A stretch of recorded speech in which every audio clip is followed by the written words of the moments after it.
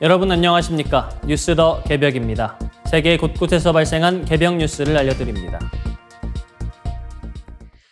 가난한 자의 고통이 자연 법칙 때문이 아니라 우리가 만든 제도 때문이라면 우리 죄는 클 것이다. 찰스 다윈이 남긴 이 말이 어린이의 뇌 발달을 분석한 최신 연구를 통해 다시 주목받고 있습니다.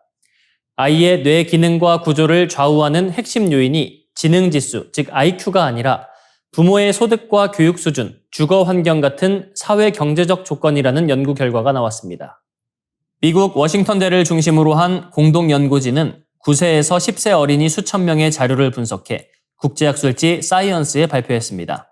연구진은 가정소득과 부모 학력, 거주지역, 수면시간, 화면시청, 신체 정신건강, 인지능력 등 12개 범주에 속하는 649개 변수를 조사했습니다. 뇌 기능은 기능성 자기공명 영상, fMRI를 이용해 휴식 상태에서 뇌 영역들이 얼마나 긴밀하게 연결되는지를 측정했습니다. 뇌 구조는 대뇌피질의 두께를 중심으로 평가했습니다. 분석 결과 뇌 기능과 구조에 가장 밀접하게 관련된 변수는 아이가 사는 지역을 나타내는 우편 번호였습니다. 경제적으로 어려운 동네에 사는 아이들은 부유한 지역의 아이들보다 평균적으로 뇌 영역 사이의 기능적 연결성이 낮았고 대뇌피질도 더 얇은 경향을 보였습니다. 반면 IQ의 영향력은 예상보다 작았습니다. IQ는 뇌기능 관련 649개 변수 가운데 59위, 뇌 구조에서는 64위에 그쳤습니다. 뇌 기능과 연관된 상위 40개 변수 중 37개, 뇌 구조에서는 35개가 사회 경제적 지위와 관련됐습니다. 특히 차이가 두드러진 곳은 감각 정보를 처리하고 신체 움직임을 조절하는 1차 감각운동 영역이었습니다. 이 영역은 수면 부족과 만성 스트레스가 심할수록 신경 연결망이 불안정해지는 것으로 알려져 있습니다. 연구진은 사회 경제적 지위가 낮은 아이들이 수면 부족과 스트레스에 더 쉽게 노출되면서 뇌 기능과 구조에도 변화가 나타난 것으로 해석했습니다. 이는 가난이 아이의 뇌를 운명적으로 결정한다는 뜻은 아닙니다. 오히려 수면과 스트레스, 주거 안정성처럼 사회가 바꿀 수 있는 환경이 어린이의 잠재력에 큰 영향을 준다는 의미입니다. 연구진도 학교와 지역사회가 충분한 수면과 스트레스 완화를 지원해야 한다고 강조했습니다. 한국 역시 입시 경쟁과 과도한 학습으로 많은 어린이가 수면 부족과 만성 스트레스에 시달리고 있습니다. 아이의 가능성을 키우는 데 필요한 것은 더 많은 문제집만이 아니라 충분히 자고 안정적으로 쉴 수 있는 환경입니다. 다윈의 말처럼 아이들의 고통이 사회가 만든 조건에서 비롯됐다면 그 조건을 바꿀 책임도 사회에 있습니다. 낮 동안 뇌에 쌓인 노폐물을 씻어내는 이른바 뇌청소 과정을 집에서 관찰할 수 있는 웨어러블 장비가 개발됐습니다. 기존 스마트워치가 수면 시간과 심박수 측정에 집중했다면 이번 장비는 잠자는 동안 뇌 조직에서 일어나는 수분 변화까지 추적한다는 점에서 주목받고 있습니다. 분당 서울대병원 윤창호 교수 연구팀과 미국 조지아 공과대 여운홍 교수 연구팀은 수면 중 뇌의 수분 변화를 연속적으로 측정하는 무선 웨어러블 장비를 개발했다고 밝혔습니다. 우리 뇌에는 뇌 척수액이 뇌 조직 사이를 흐르며 아밀로이드 베타 같은 노폐물을 제거하는 아교 림프계가 있습니다. 이 시스템은 깨어있을 때보다 깊은 잠을 자는 비렘 수면 단계에서 활발하게 작동하는 것으로 알려져 있습니다. 수면 부족이 이어지면 노폐물 제거 기능이 떨어져 치매와 인지기능 저하 위험이 높아질 수 있다는 연구도 잇따르고 있습니다.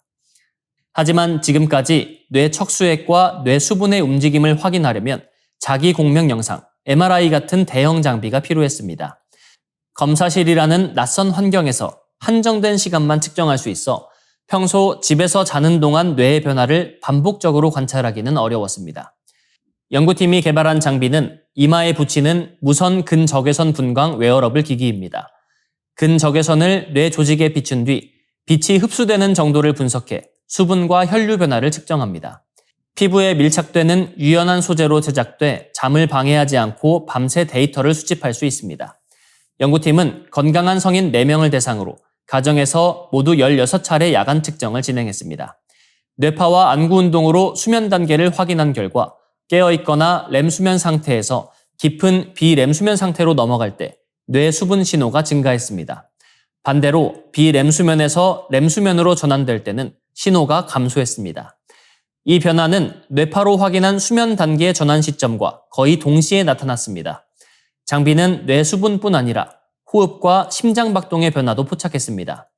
비램수면에서는 호흡과 심박이 안정됐고 꿈을 많이 꾸는 램수면에서는 불규칙해지는 등 기존에 알려진 수면 생리와도 일치했습니다.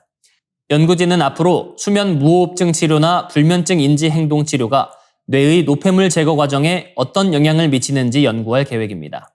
다만 이번 연구는 성인 4명을 대상으로 한 초기 단계인 만큼 의료 현장에서 활용하려면 더 많은 환자를 대상으로 표준 검사와 비교하는 검증이 필요합니다.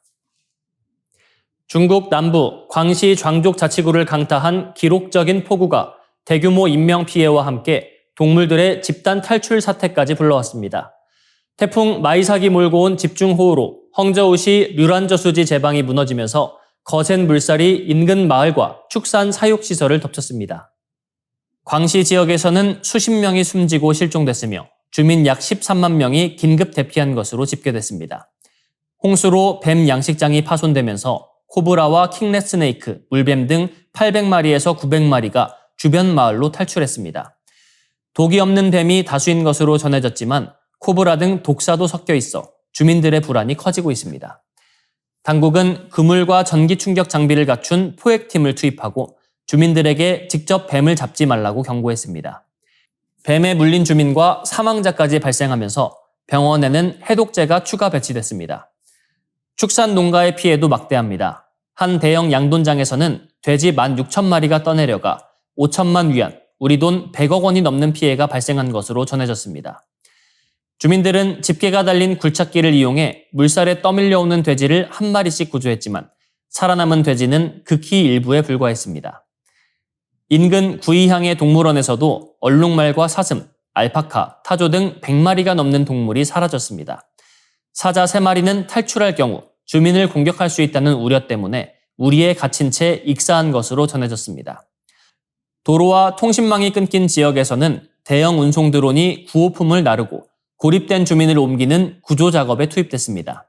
현지 드론협회에 따르면 이번 구조에는 100명 이상의 드론 조종사와 약 100대의 드론이 참여했습니다. 하지만 첨단 드론의 활약과 달리 홍수 피해를 키운 원인으로는 오래된 댐과 저수지 관리 문제가 지목됩니다.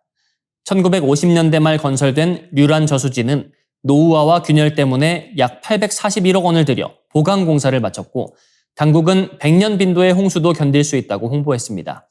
그러나 공사 완료 1년 만에 제방이 붕괴하면서 부실 공사와 치수 정책 실패 의혹이 확산하고 있습니다.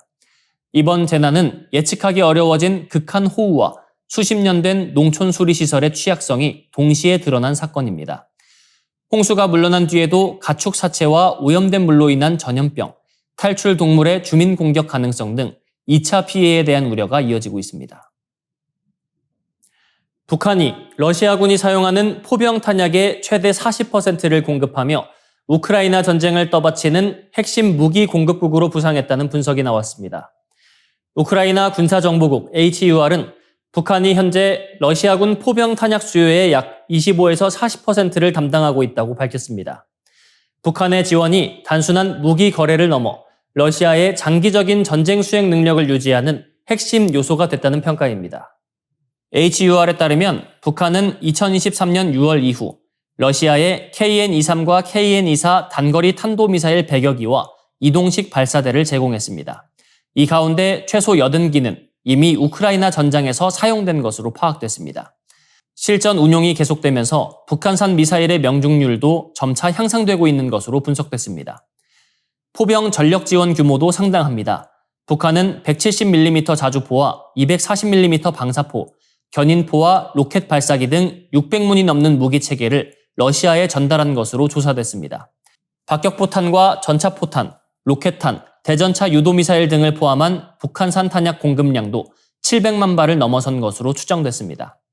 우크라이나 정보당국은 북한의 연간 포탄 생산 능력을 약 100만에서 200만 발 수준으로 평가했습니다. 북한 지도부가 생산 확대를 결정하면 상당한 물량이 러시아로 계속 넘어갈 수 있다는 전망입니다.